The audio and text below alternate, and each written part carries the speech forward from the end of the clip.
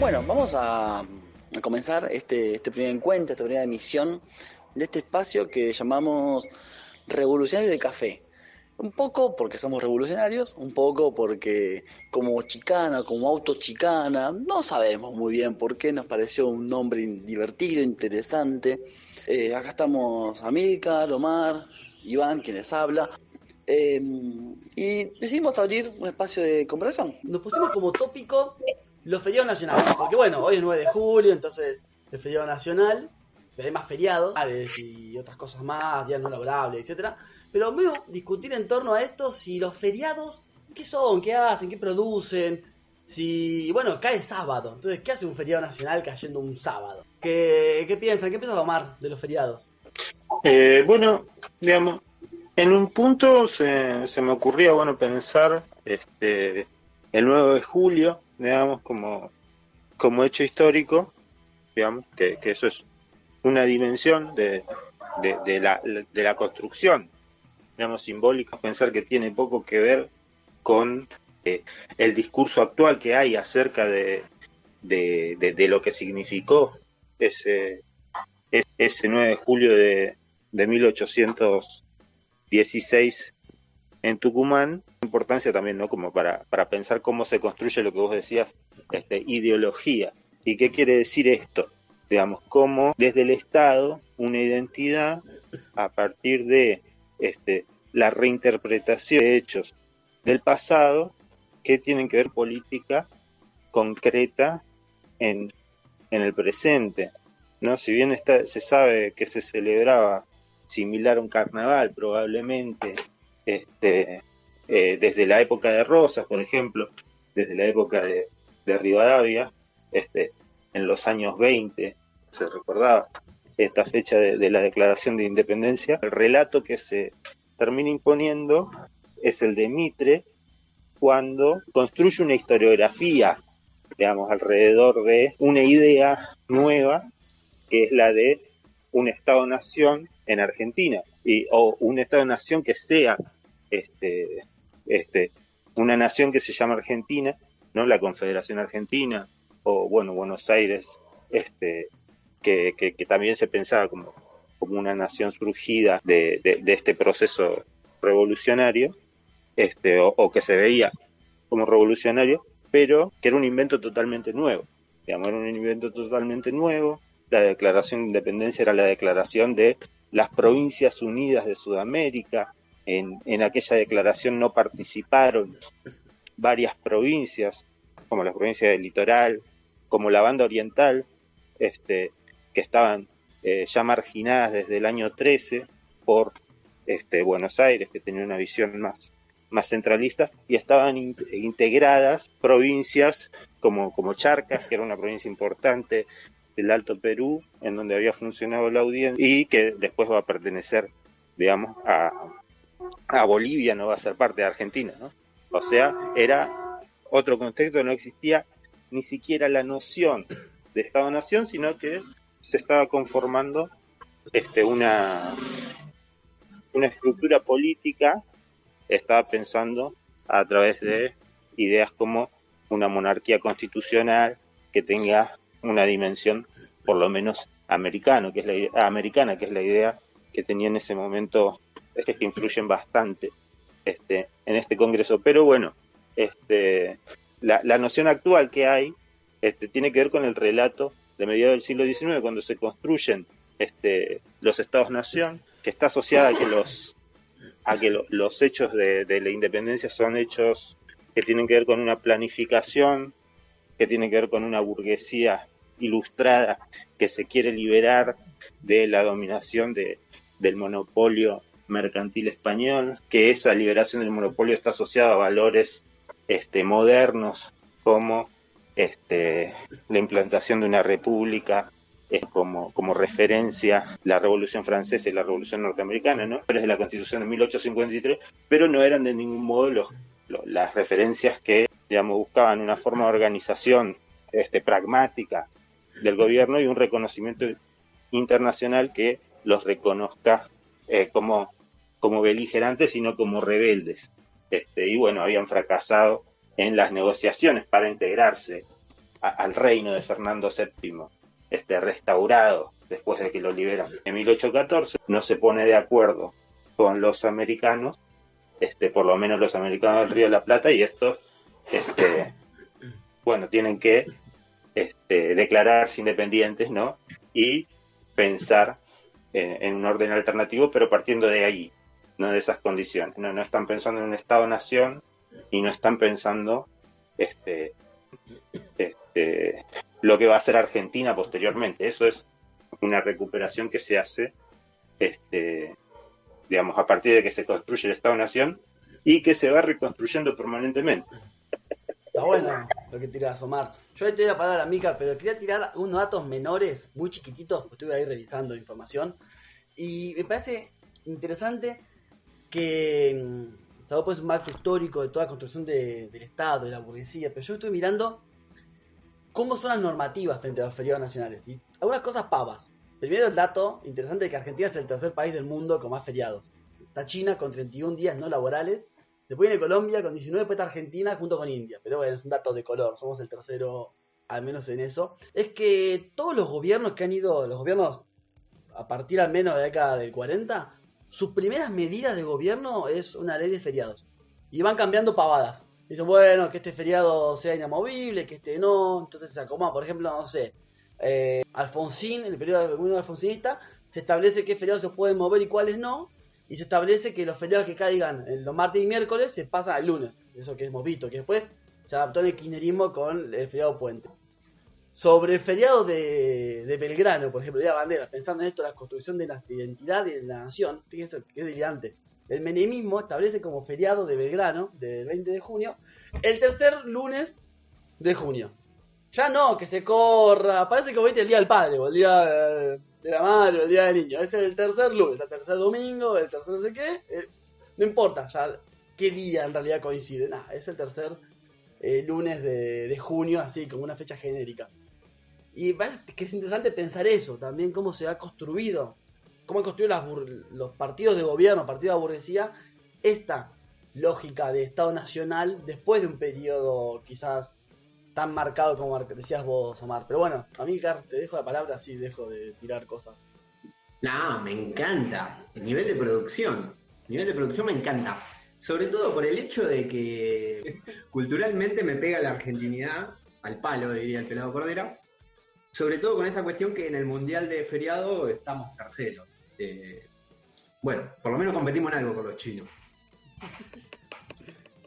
Me gusta lo que tiró Omar, como también los datos, esto de dónde viene esa cuestión de poner los feriados.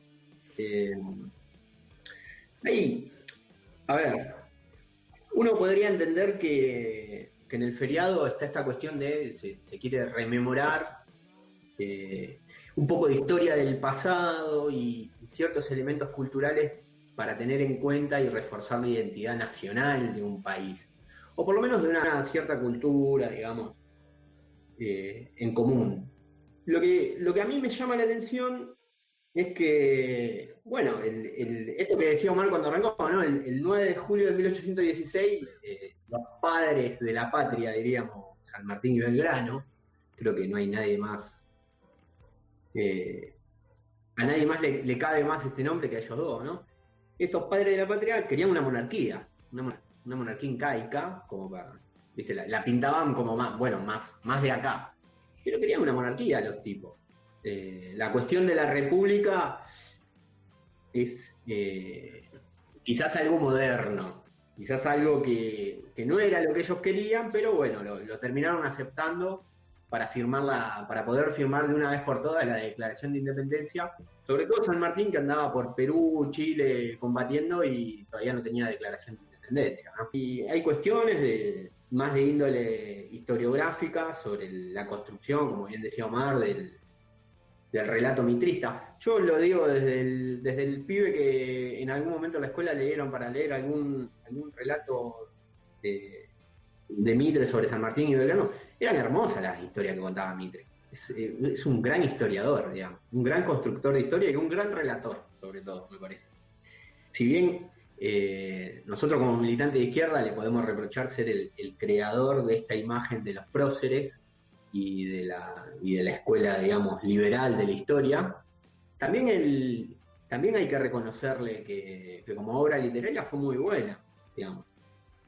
Y quizás la cabeza de Mitre ni siquiera estaba, digamos, no compartía quizás lo que sí compartía Alberdi y esta visión de la burguesía ilustrada y el gran país desarrollado.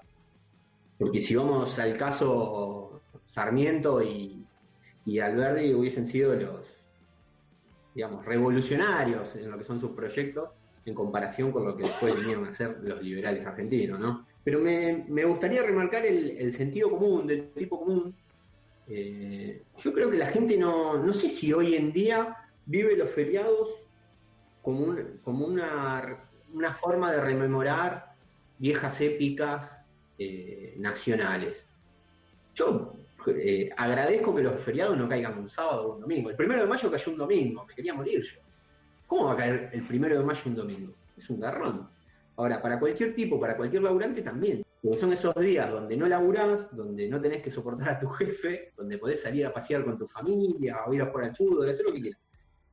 A mí me da la sensación que la gente, metiéndome más en el tema de lo subjetivo quizá, que la población, el trabajador, vive más el feriado como una cuestión de libertad. Digamos. Es un día libre, que no importa por qué se lo dieron, y con esto me escapo del trabajo, digamos. Como decía Marx, el trabajador huye del trabajo como de la peste, sobre todo en la Argentina, digamos. La verdad que si alguien te dice que le gusta trabajar en Argentina es un mentiroso. Me da la sensación que ayuda a que la gente tenga un buen ánimo. No, voy a decir algo, pero medio como chiste chicanero en términos generales. Con esto que decía la monarquía incaica, es una pavada, pero la sudestada de 1810, ¿le habrá dicho en ese momento que había que defender, que hay que sacar las ideas monárquicas extranjeras, foráneas, y que acá teníamos que defender las monarquías de la patria grande? Por eso la monarquía incaica, bueno, es la nuestra, no es la extranjera, no es la de Rousseau, sino que es la que forjamos en nuestra patria grande. Nada, me imaginé un escenario de rosca, de progres de la época, tirándose. Es interesante lo que decís en lo de la rosca. O sea, se han perdido las actas del Congreso del 16, pero se sabe que estuvieron reunidos desde marzo hasta julio para hacer la declaración, y hubo 3 presidentes. O sea, estuvo primero Álvarez Thomas, después Balcarce y al final Pueyrredón, que no define una forma de gobierno, sino que simplemente es la declaración de independencia, y después ese mismo Congreso se va a trasladar a Buenos Aires, y de ahí va a salir la primera constitución, ¿no? Una constitución que conservaba muchos elementos de lo que ponele, o sea, como un senado vitalicio asociado a vínculos, a privilegios. Bueno, se disfraza esa época como una época jacobina, cuando es influencia, digamos, un gobierno monárquico con raíces locales, ¿no? Belgrano en aquel momento, San Martín en aquel momento, pero acá hay una permanencia de un problema, una discusión sobre si lo que hay que hacer es un Estado centralizado, digamos, controlado sobre todo por el puerto de Buenos Aires, o un Estado confederado que reparta los beneficios del puerto entre todas las provincias, ¿no? Esa es la discusión que está en el fondo de los debates y de las tensiones, y es un debate que está presente hasta ahora en cierto sentido, ¿no? Che, me quedo como para venir para acá, para el presente. Vos decías, amiga, que esto, que te cayó mal, y a todos nos cayó mal. El 1 de mayo, el día de los trabajadores de nuestra clase, domingo. O sea, ya es un día no laboral, ya sí que no laburo ese día. No me agrega nada a la vida. Mira, estoy mirando para hacer este encuentro, busqué un montón de datos raros. Por ejemplo, ¿sabían que el 17 de octubre, se lo conté a Omar más temprano, el 17 de octubre fue feriado nacional? Igual nunca fue feriado de verdad, porque el gobierno de Perón decretó el 17 de octubre y el 26 de julio, día del fallecimiento de la muerte de Perón, como feriados nacionales, pero lo hizo el decreto el 21 de marzo del 55. 6 meses después fue el golpe de Estado, y obviamente el golpe de Estado de la Libertadora decretó que se terminaba eso. Pero virtualmente el 17 de octubre fue feriado nacional. Y en la misma normativa de Perón estableció que el salario de ese día y el salario del 1 de mayo se iban a quitar a los trabajadores y se iban a destinar a la CGT y a la Fundación de Perón. No me digas eso, no te puedo creer. Pero No. quiero decir esto, quiero leer un cachito nada más, porque está bueno leer cosas. Dale. El decreto este que yo estoy diciendo, y arranca, está bueno leer los considerandos de las leyes. Y lo que hay que hacer, el objetivo del país es intensificar la labor pública y privada, es decir, el trabajo, para incrementar la productividad y el bienestar social, desarrollo de fuerzas productivas. El problema es que hay exceso de días no laborales. Lo que vos querés es lo que no hay que hacer.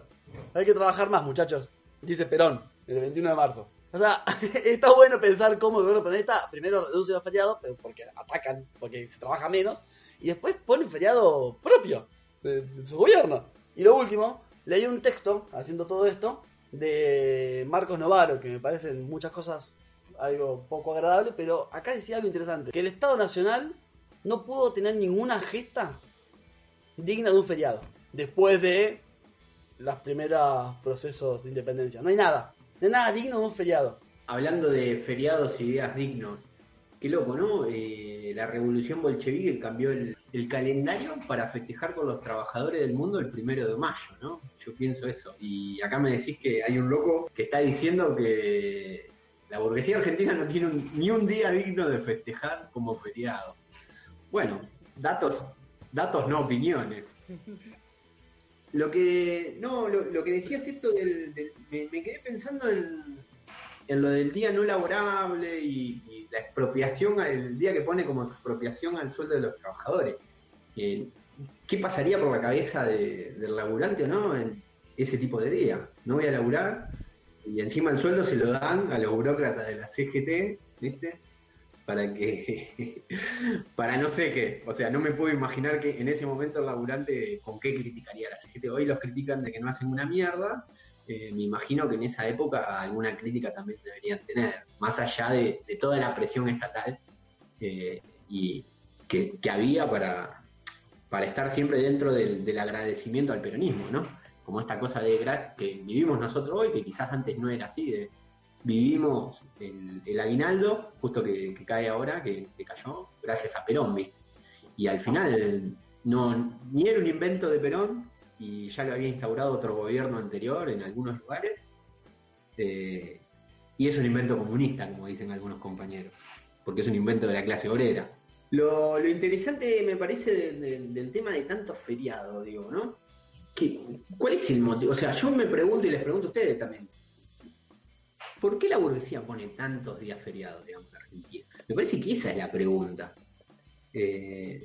Yo sospecho, casi como una teoría conspiranoica, que tiene muy poco rigor militante, de que se hace para que la gente esté contenta. Digamos, bueno, no ganas bien, pero tenés muchos días feriados, obviamente, hablando de trabajadores del Estado, gente con convenio colectivo, con relaciones laborales reguladas, digamos, porque el que trabaja en negro muchas veces la mitad de los feriados ni los vive. Yo, trabajando de gastronómico, llegué de hecho a trabajar Año Nuevo y Navidad, lo que me parecía un horror, no porque sea religioso, sino porque quería comer pionono con mi mamá. No, me parecía horrible tener que trabajar Año Nuevo y Navidad, pero a los burgueses no les interesa eso, le interesa al trabajador capaz, me parece. Entonces, creo que ahí hay un meollo de la cuestión, y que también deberíamos pensarlo en, bueno, si la idea de un feriado, como dice ahí el texto que leíste, es rememorar algún hecho noble, heroico, ¿qué es lo que se rememora hoy? Porque, ¿y para quién, digamos? Buscar inducir a quién a rememorar qué cosa. Yo hoy tengo la idea, esto ya lo habíamos charlado alguna vez, de que hay hoy esas fechas, para la mayoría de la población argentina, están mucho más lavadas, digamos. Quizás hace 50 años atrás o 70 años atrás tenía un significante mucho más grande. Hoy en día, no sé si la gente vive la bandera Dios y la patria como una forma, digamos, de sentir la identidad nacional y occidental, y me parece que se está buscando justamente esa nueva, digamos, doctrina nacional que nos englobe a todos.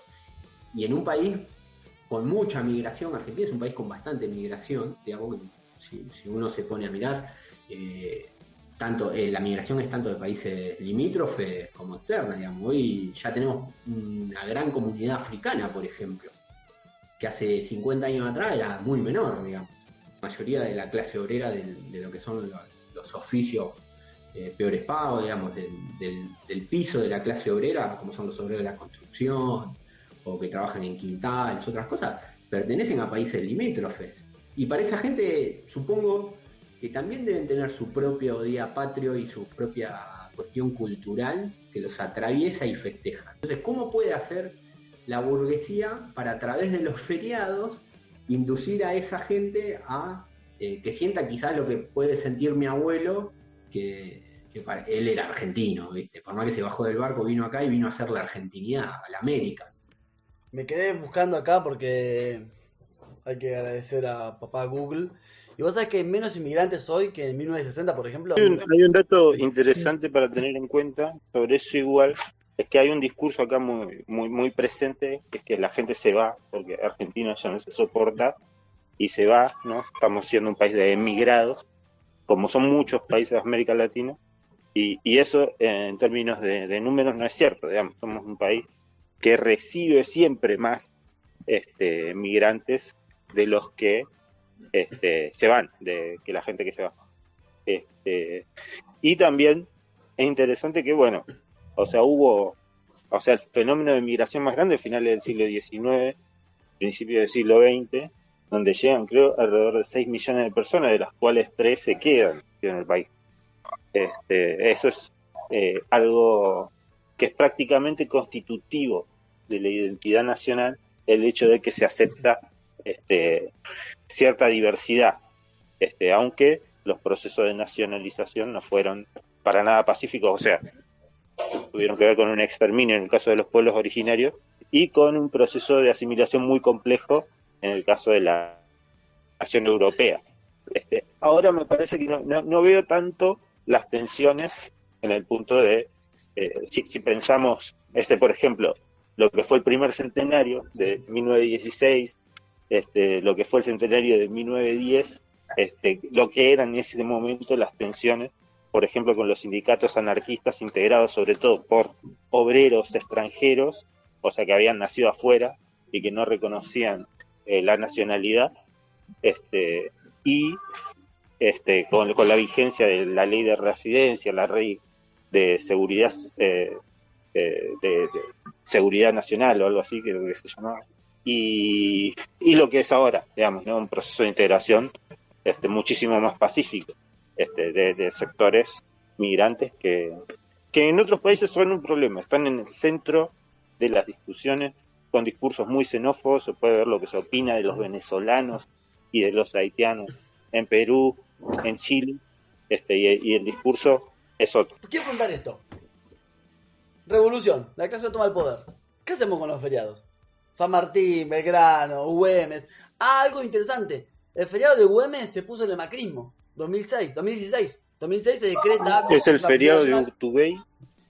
Sí, Macri sostiene el feriado, coloca y sostiene un feriado que le quita un día de trabajo a la burguesía y le da un día de descanso a la clase obrera. Agrega un día más. Y ahí los colocó como tercero, estábamos más abajo. Pero, ¿qué hacemos?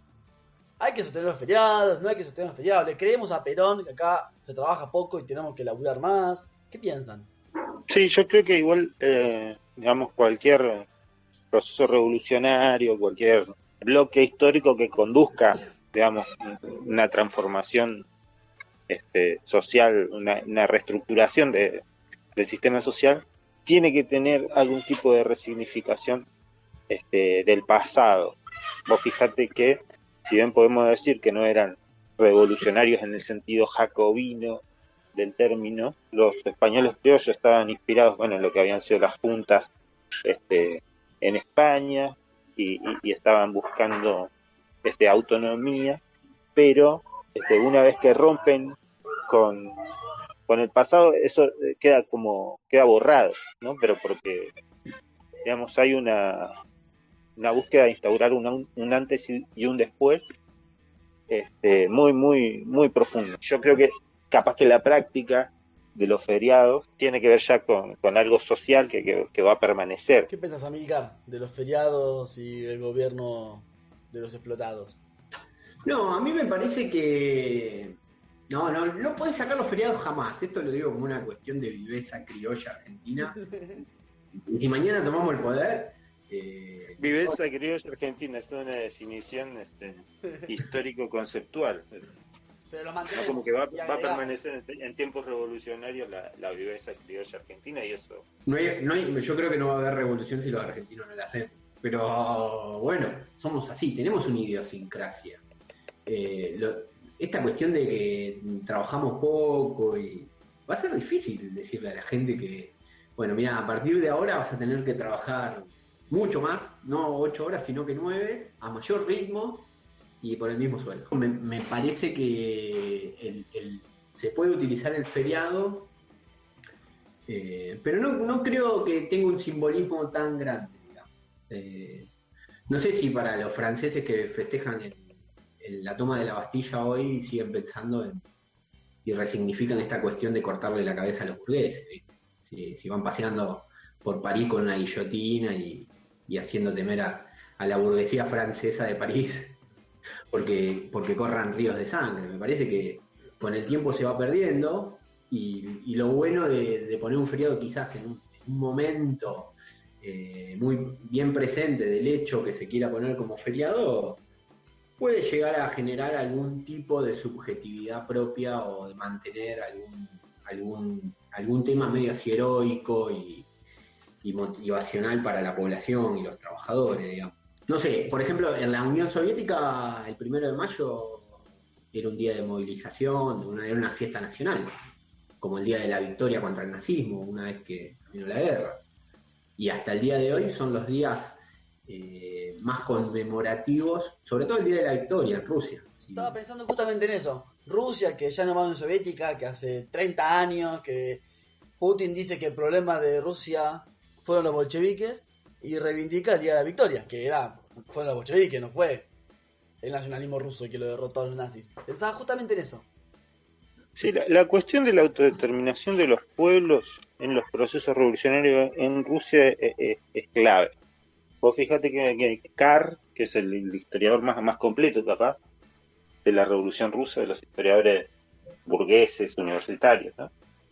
Plantea que uno de los 3 pilares, digamos, además de la política internacional y de la política de la NEP, para sostener el poder para los bolcheviques, es la política de autodeterminación de las naciones, que el zarismo no le entregaba, y en cambio la Unión Soviética es federal y le concede autonomía, bueno, a los kazajos, a los uzbecos, a los chechenos, a los georgianos, a los azerbaijanos, etcétera, ¿no? Esa es la cuestión de la autodeterminación de las naciones, que es una idea muy de Lenin, en contra en su momento de Rosa Luxemburgo, por ejemplo, es clave para explicar por qué se extiende de la manera en que se extiende hasta el último pueblo de Siberia y de Mongolia la Revolución Rusa. Y también es clave la cuestión nacional para entender el otro hecho fundamental de la Unión Soviética, que es la victoria sobre el nazismo, que es definida como la gran guerra patria, y que Putin la reivindique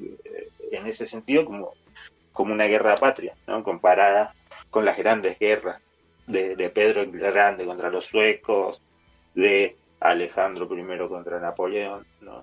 Y en este caso Stalin, pero como líder nacional, ¿no? Porque el discurso de aquel momento fue un discurso nacional, y por eso, digamos, también se explica el éxito, ¿no?, que tuvo en relación a construir una identidad común para llevar adelante una guerra costosísima desde el punto de vista del esfuerzo en la cantidad de vidas, ¿no? Un dato de la Unión Soviética. El famoso discurso de Stalin llamando a combatir y quedar la Plaza Roja en las murallas del Kremlin hace una reivindicación de los Ares. Y la sociedad, digamos, los trabajadores, el soviético, la población soviética, medio que quedó atónita porque no se esperaban esa reivindicación. Hasta ese momento, ni Stalin ni la Unión Soviética había hecho una reivindicación tan fuerte con el tema de los Ares. Dijo, bueno, este es un gran proceso nacional de una importancia tremenda y metió los Ares ahí el tipo. Nada, pienso en los feriados y también en la cultura, ¿o no? Pienso en algo más acá, un poco más acá, en Cuba, digamos. Los cubanos no cambiaron la bandera. Dejaron la bandera que tenían, dejaron el himno. Martí sigue siendo la figura central. Fíjate que los revolucionarios latinoamericanos de los 60 tenían como referencia muy importante a Bolívar, San Martín, o sea, de figuras latinoamericanistas resignificadas, ¿no? Por el contexto de esos años. Bueno, ahí está un poco, ¿no? Lo de la resignificación, porque en cierta manera Mitre también hace una resignificación de Belgrano y San Martín, y los revolucionarios de los 60, como bien decís vos, también hacen una resignificación de esos mismos personajes.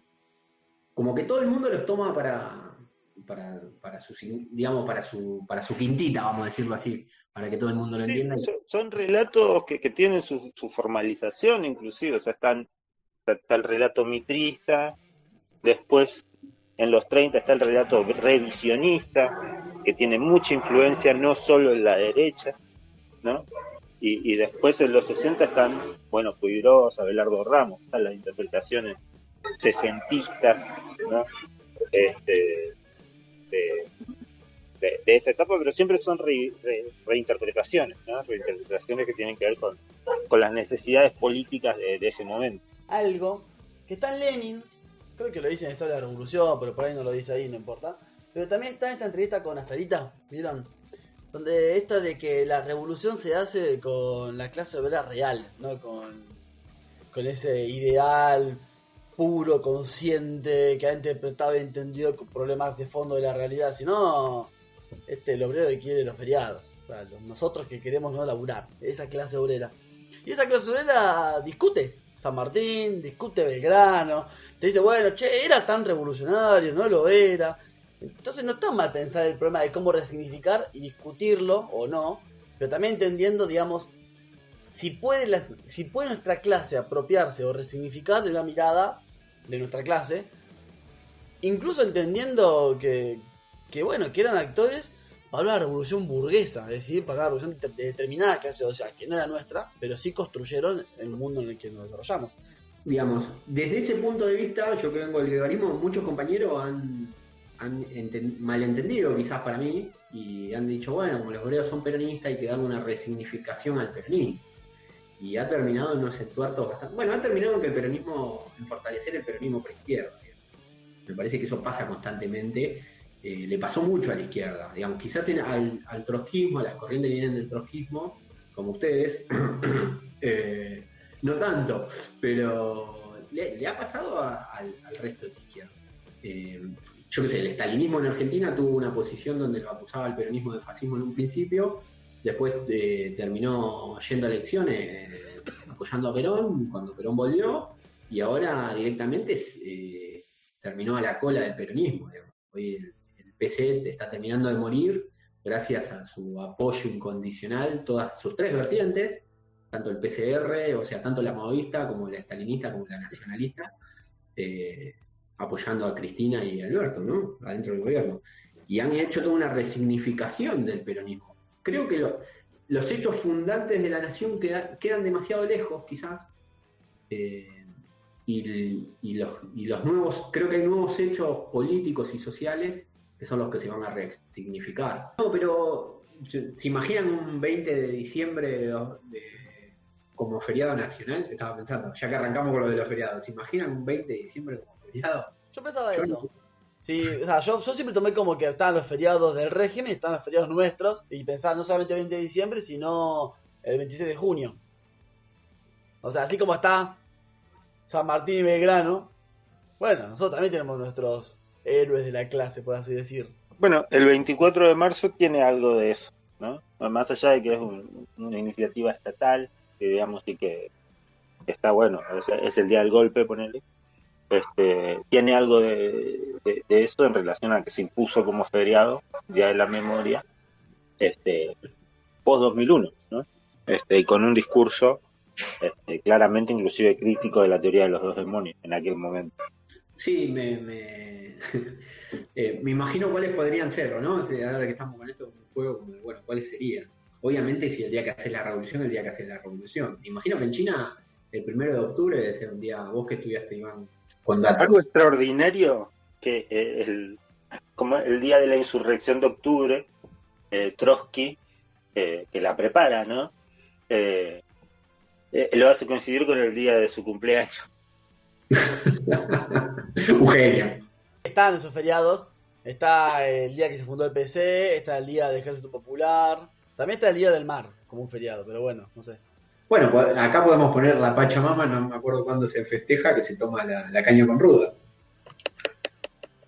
Y te lo festeja Cerruti, y ahí tenemos la ligazón con el gobierno popular. Listo, es el primer feriado de la revolución, mantenemos todos contentos y abrimos las fábricas que larguen tu heleno por las chimeneas. Hay que hacer un gran acuerdo del feriado nacional. Cerremos acá, ya ha pasado un buen tiempo. Nos vemos la próxima. Esperamos que les haya interesado, que se suscriban a nuestros espacios de difusión, que comenten, que hagan sugerencias. Y bueno, nos vemos la próxima.